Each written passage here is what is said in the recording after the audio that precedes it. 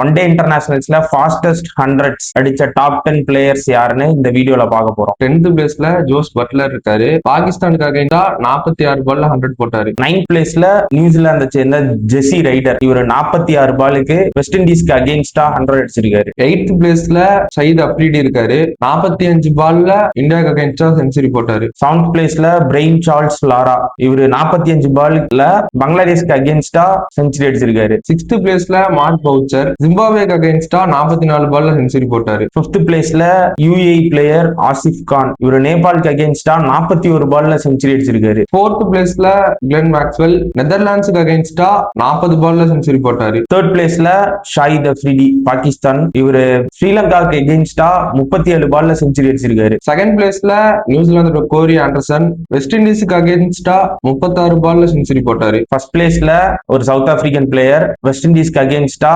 31 பால்ல செஞ்சுரி அடிச்சிருக்காரு. பிளேயர் யாருன்னு தெரிஞ்சா கமெண்ட்ல சொல்லுங்க.